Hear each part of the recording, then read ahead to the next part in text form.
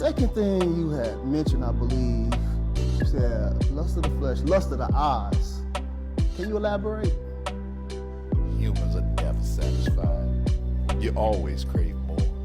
Bigger house, bigger car, more money, more power. The list goes on and on. I just take their natural ambitious desire, pervert it, and use it against them for their own destruction. My plan is to allow them to never be content. As long as I can keep them craving what others have, I can depend on them to argue, fight, even kill to get it. Humans are so easily tricked into jealousy. And you know what they say. Jealousy is as cruel as the grave. Yes, I have heard that before. The last thing you had mentioned was, I believe, pride of life. Now, how does this fit into your campaign platform? Humans are always on a quest for knowledge.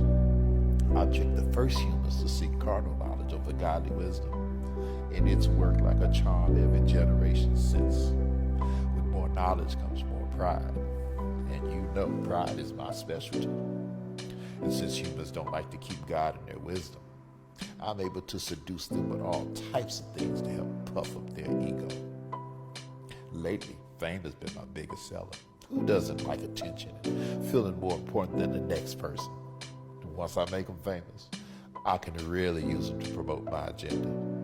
With their help, I've convinced half of the world to not only accept sin, but to celebrate it.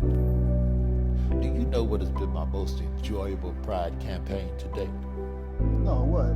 Well, my gay pride campaign, of course. Not only do I get the chance to promote your own self-destruction, I get to use God's logo, the rainbow, to do it. Love is love, right? My plan not only prevents you worthless humans from reproducing, it distorts the gender roles and allows me to bring all types of chaos and confusion upon your pathetic societies.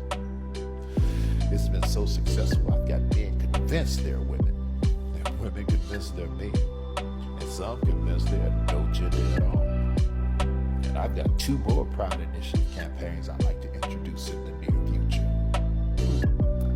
Really? I'm guessing you probably want me to ask you what they are, right? First is abortion pride. Now, I think we can pull this off. Society is definitely ready for it. I've enlisted to help a Planned Parenthood to work with marketing and promotions. And all we'll have to do is silence the so-called abolitionists and pro-lifers, because the rest of the church doesn't seem to care. And second is pedophilia pride.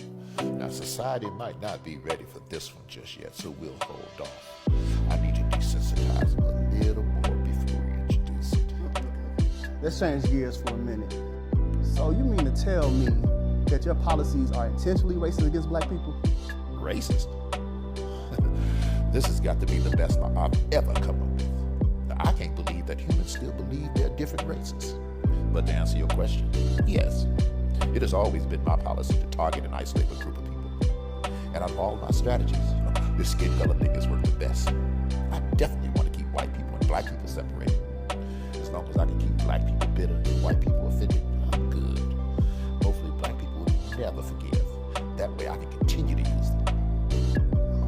Okay, my question is, what role, if any, does your administration play in this black on black crime epidemic? Well, as great as my administration is, we can't take all the credit for this. Black people help us tremendously. By aborting so many of their babies, they allow us to bring death to their communities. As the Bible says, they sow the wind and reap a whirlwind. When implementing all of these policies, do you ever face any resistance or pushback? And if so, from who? One group in particular try to oppose every policy I try to implement. I would be so much further along in my agenda if it wasn't for them. Really? So what group is that? Those pesky, born-again Jesus followers. They're a real thorn in my side. Every generation, they come together and try to dismantle one of my signature policies. Now, I've convinced half of the world that Jesus didn't exist and the other half that he wasn't divine. But I can't seem to convince them. They seem hell-bent on telling everybody about him and spreading his message. And some of them believe he's coming to unseat me in this generation. Crazy, huh? I'll tell you, those idiots are really messing with my legacy.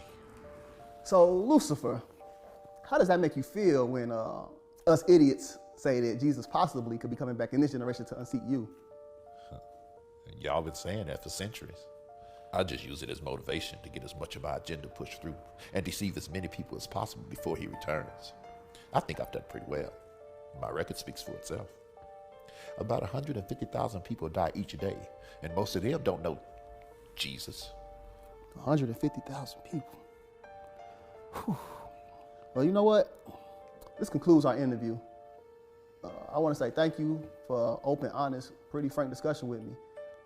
Is there any last words you would like to leave with our viewing audience? Yes. I'd like to take this moment and give a special thank you to two groups of people. First, I want to say thank you to all my followers. You are the hands and feet of my administration, and we could do nothing without you. Keep up the good work, spread my message. And second, I'd like to say thank you to the divided church.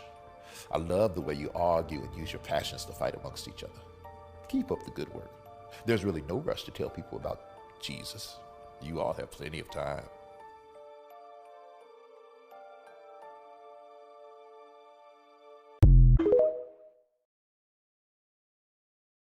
My plan not only prevents you worthless humans from reproducing, it distorts the gender roles and allows me to bring all types of chaos and confusion upon your pathetic societies. It's been so successful, I've got men convinced they're women, and women convinced they're men, and some convinced they're no gender at all. And I've got two more Pride Initiative campaigns I'd like to introduce in the near future. First is Abortion Pride. Now, I think we can pull this off. Society is definitely ready for it. I've enlisted to help a Planned Parenthood to work with marketing and promotions. And all we'll have to do is silence the so-called abolitionists and pro-lifers, because the rest of the church doesn't seem to care. And second is pedophilia pride. Now, society might not be ready for this one just yet, so we'll hold off. I need to desensitize them a little more before we introduce it. Humans are always on a quest for knowledge. I tricked the first humans to seek carnal knowledge over godly wisdom, and it's worked like a charm every generation since. With more knowledge comes more pride, and you know pride is my specialty. And since humans don't like to keep God in their wisdom, I'm able to seduce them with all types of things to help puff up their ego. Lately, fame has been my biggest seller. Who doesn't like attention and feeling more important than the next person? And once I make them famous, I can really use them to promote my agenda. With their help, I've convinced half of the world to not only accept sin, but to celebrate it.